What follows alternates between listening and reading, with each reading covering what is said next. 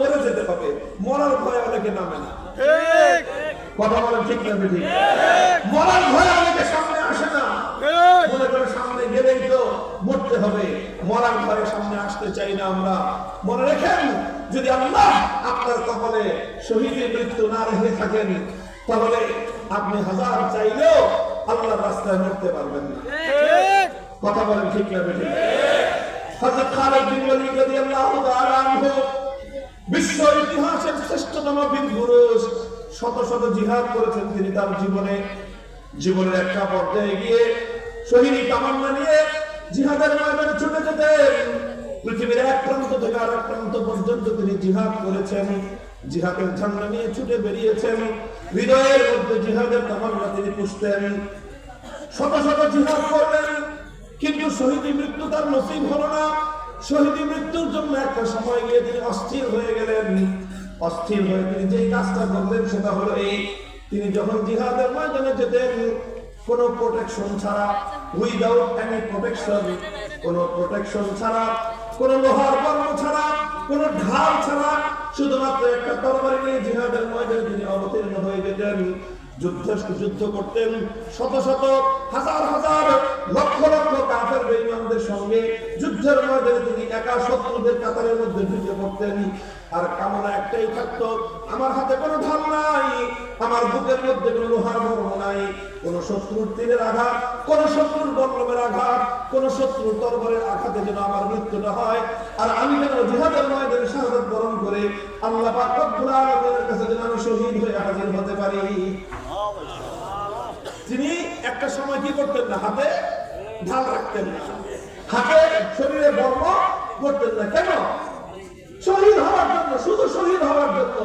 জিহাদ মিস করতেন না, এক জায়গা থেকে এক ময়দান থেকে আরেক ময়দানে, এক রণাঙ্গন থেকে আরেক রণাঙ্গনে জিহাদ করতেন। প্রায় 300 জিহাদ তিনি তার জীবনে করেছেন। সুবহানাল্লাহ। এইভাবে তিনি জিহাদের ময়দানে ছুটে বেড়াতেন, কিন্তু যেভাবেই হোক আল্লাহ পাক ওনার কপালে শহীদি মৃত্যু রাখেন না। ওনার কপালে শহীদি মৃত্যু ছিল না। উনি স্বাভাবিকভাবে বিছানায় শায়িত অবস্থায় বিছানায় পড়ে উনি মারা গেছেন। মৃত্যুর আগে তিনি একটা কথা বলে গেছেন দুনিয়াবাসীকে লক্ষ্য করে, সেই কথাগুলো সোনার অক্ষরে লিখে রাখার মতো। তিনি বলেছেন যে দেখো, লাকাদ শাহিদতু কাযা ওয়া কাযা মুওয়াফফাকান ফাহা আনা আমুতু আলা ফিরাশি ফালা নামাত আয়ুনুল জুবানা। হে কিয়ামত পর্যন্ত দুনিয়ার মানুষেরা তোমরা শুনে রাখো, আল্লাহ পাক এই খালিদ বিন ওয়ালিদকে শত শত জিহাদে শরীক হওয়ার তৌফিক দান করেছেন। শাহাদাতের তামান্না নিয়ে আমি পারস্য থেকে রোম সাম্রাজ্যের প্রতি জায়গায় ছুটে গিয়েছি, কিন্তু আমি শহীদের মৃত্যুকে খুঁজে পাই নাই। আমি যেখানে গেছি আমাকে দেখে মৃত্যু ভয় পালাইছে। আমি যেখানে যাই মরণ পলায়, মরণটা আমি ধরতে চাই, কিন্তু মৃত্যু আমার হাতে ধরা দেয় না। এইভাবে ছুটতে ছুটতে পৃথিবী আমি ছেড়ে ফেলেছি। পৃথিবীর রণাঙ্গনগুলোকে আমি আমার তরবারির দ্বারা পৃথিবীর রণাঙ্গনগুলোকে আমি রঞ্জিত করে দিয়েছি। আর আজ শত শত জিহাদে অংশগ্রহণকারী খালিদ বিন ওয়ালিদ বিছানায় শুয়ে শুয়ে মরতেছে। সুতরাং হে দুনিয়ার কাপুরুষের দল, তোমরা যারা মনে করো আল্লাহর জন্য জিহাদের ময়দানে গেলেই মরতে হবে, তোমরা আমাকে দেখে শিক্ষা গ্রহণ করো। আমি মৃত্যুকে খুঁজেছি পৃথিবীর প্রত্যেকটা প্রান্তে প্রান্তে, জিহাদের প্রতিটা রণাঙ্গনে, কিন্তু আমি কোথাও মৃত্যু খুঁজে পাই নাই। মৃত্যু শেষ পর্যন্ত এসে আমাকে বিছানায় আমাকে ধরেছে। কাজেই মৃত্যু চাইলেই, শহীদ মৃত্যু চাইলেই কিন্তু পাওয়া যায় না। আমার হযরত ওমর ফারুক রাদিয়াল্লাহু তাআলা আনহু তিনি আল্লাহর কাছে শাহাদাতের মৃত্যু চেয়েছেন, অথচ তিনি যখন খলিফাতুল মুসলিমিন, তিনি থাকেন সোনার মদিনায়, পৃথিবীর সবচেয়ে নিরাপদ শহর সোনার মদিনা। সেই মদিনা শরীফে তিনি আমিরুল মুমিনিন, অর্ধ জাহানের খলিফা। এমন একজন মানুষ মদিনায় থাকেন, আল্লাহর কাছে দোয়া করেন যে আল্লাহ আমার মৃত্যুর পরে যেন মদিনাতে আমার কবর হয়। আবার তিনি শহীদ মৃত্যু চান, আল্লাহুম্মা রযুকনি শাহাদাতান ফি সাবিলিক ওয়াজআল কবরি ফি বালাদি রাসূলিক। একসঙ্গে দুই দোয়া করেন, শহীদ মৃত্যু চান, আবার নবীর রওজার পাশে, নবীর শহরে নবীর সঙ্গে একই কবরে পাশাপাশি শুইতে চান। এখন বলেন তিনি কেমনে শহীদ হবেন? শহীদ হলে তো কোন রণাঙ্গনে শহীদ হবেন, সেখানেই দাফন হয়ে যাবেন। আবার তিনি চান একসঙ্গে শহীদ হতেও, আবার চান তিনি নবীজির পাশে, রওজার পাশে, সেখানে কবরে চিরশায়িত হতে। কেমনে হবে, কেমনে হবে, কেমনে হবে? আল্লাহ চাইলে পাওয়া সম্ভব কি সম্ভব না? আল্লাহ পাক ব্যবস্থা করে দিলেন, তিনি ফজরের নামাজে ইমামতি করতেছেন মসজিদে নববীতে। ইমামুল মুমিনিন, আমিরুল মুমিনিন, খলিফাতুল মুসলিমিন ওমর ফারুক ইমামতি করতেছেন। পিছন দিক থেকে ইহুদি আক্রমণ করলো, আঘাত করলো ওনার পেটের মধ্যে। পেট বিদীর্ণ হয়ে গেল, রক্ত ঝরতে আরম্ভ করলো। 3 দিন পর্যন্ত রক্ত ঝরতে ঝরতে শাহাদাতের মৃত্যু তার নসিব হয়ে গেল। আল্লাহর নবী এবং আবু বকর সিদ্দিকের পাশে তার কবর হয়ে গেল। একসঙ্গে আল্লাহ পাক তার 2 দোয়া কবুল করে দিলেন।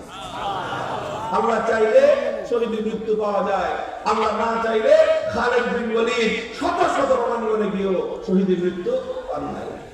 কাজেই ভাই, কথা যেটা আমি বলতেছিলাম সেটা হলো জীবনের শেষ মুহূর্ত পর্যন্ত আমাদের অবিচল থাকতে হবে। যদি শহীদের মৃত্যু থাকে তাহলে এটা তো কোনো খারাপ কিছু না, এটা তো কোনো দুর্ভাগ্যের কিছু না, এটা ভয় পাওয়ার কিছু না। বরং শহীদের মৃত্যু তো সেই জিনিস যেটার জন্য প্রত্যেকটা মুমিনের আজন্ম লালিত স্বপ্ন পক্ষে ধারণ করা উচিত। শহীদের মৃত্যু তো সেই জিনিস যেটার জন্য আকাঙ্ক্ষা অন্তরে পোষণ করা উচিত। শহীদের মৃত্যু তো সেই জিনিস যার অন্তরের মধ্যে শহীদের মৃত্যুর আকাঙ্ক্ষা নাই, আল্লাহ নবীর ভাষা অনুযায়ী সে মুনাফিক, ওর ঈমানই নাই। কাজেই মরার ভয় কিসের? কথা বলেন ঠিক না বেঠিক? আল্লাহ পাক রব্বুল আলামিন হয় শহীদের মৃত্যু দিবেন, ইম্মাল ফাতহু ওয়া ইম্মা শাহাদা। আর যদি আল্লাহ পাক রব্বুল আলামিন শহীদের মৃত্যু কপালে না রাখেন, বিজয় নিয়ে ঘরে ফিরবো ইনশাআল্লাহ। কথা বলেন, বিজয় নিয়ে ঘরে ফিরবো, কথা ঠিক না বেঠিক?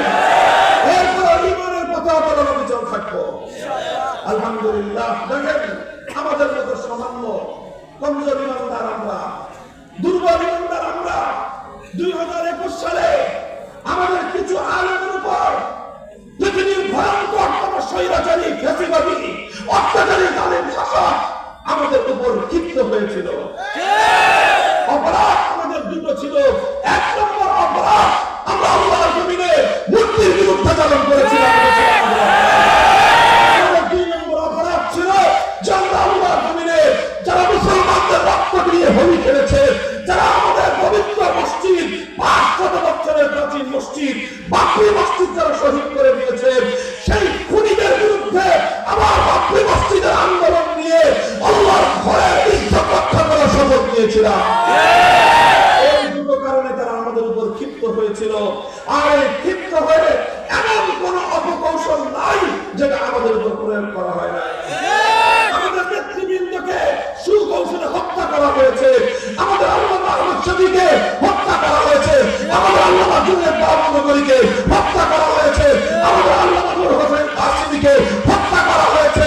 আমাদেরকে চরমভাবে জনবিচ্ছিন্ন করার জন্য গোটা রাষ্ট্রযন্ত্রকে আমাদের বিরুদ্ধে বেরিয়ে দেওয়া হয়েছে। ষড়যন্ত্রের তুলনায় আমরা ছিলাম অনেক দুর্বল। তবে একটা সিদ্ধান্ত ছিল, দুনিয়ার স্বার্থের জন্য ইমান বিক্রি করবো না। আল্লাহ সাহায্য করেছেন কি করেন নাই? আল্লাহ সাহায্য করেছেন কি করেন নাই? যারা আমাদেরকে জনবিচ্ছিন্ন করতে চেয়েছিল, আলহামদুলিল্লাহ শুধু এই কারণেই জনগণ এখন আমাদেরকে আরো বেশি ভালোবাসতে আরম্ভ করেছে। যারা আমাদেরকে মানুষের কাছ থেকে বিচ্ছিন্ন করতে চেয়েছিল, এই কারণে আল্লাহ পাক তাদেরকে শুধু মানুষ থেকে নয়, গোটা জাতি এবং মানচিত্র থেকে আল্লাহ তাদেরকে বিচ্ছিন্ন করে দিয়েছে। তুমি সাহস নিয়ে মাঠে নামো, হিম্মত নিয়ে তুমি মাঠে নামো, আজ আল্লাহ তোমাকে সাহায্য করবেন। আল্লাহ সাহায্য আপনার তোমার জন্য অপেক্ষমান আছেন।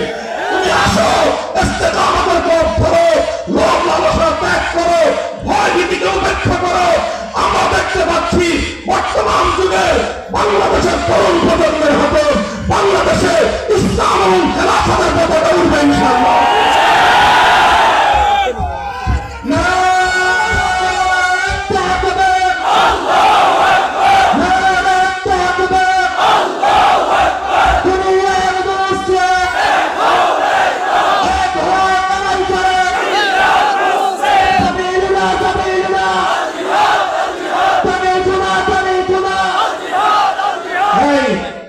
খালি কথার কথা না, খালি মুখের কথা না, অন্তরের তামান্না, হৃদয়ের আকাঙ্ক্ষা, আল্লাহর সঙ্গে শপথ, আল্লাহর সঙ্গে অঙ্গীকার, হয়তো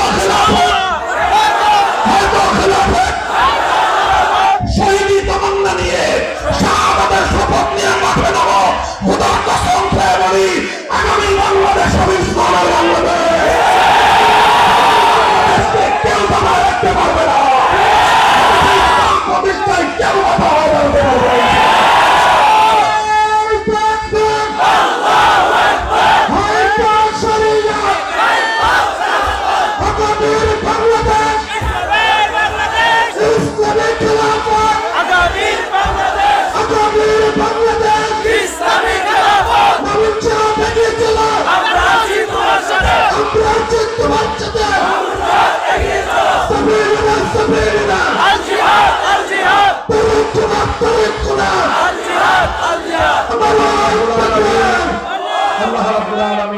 সকলের এই কথাকে হৃদয়ের কথায় পরিণত করেন। এই সম্পদ আল্লাহ রক্ষা করার তৌফিক দান করেন। সব শয়তানি ধোঁকা, শয়তানের সকল অপকৌশলকে পরাস্ত করে আল্লাহ আমাদের এই পবিত্র, আমাদের এই প্রিয় মাতৃভূমিতে আল্লাহ ইসলামের ঝান্ডা সমুন্নত করে দেন। وآخر دعوانا الحمد لله رب العالمين سبحان الله وبحمده سبحانك اللهم وبحمدك أشهد أن لا إله إلا أنت أستغفرك وأتوب إليك السلام عليكم ورحمة الله سبحان الله وبحمده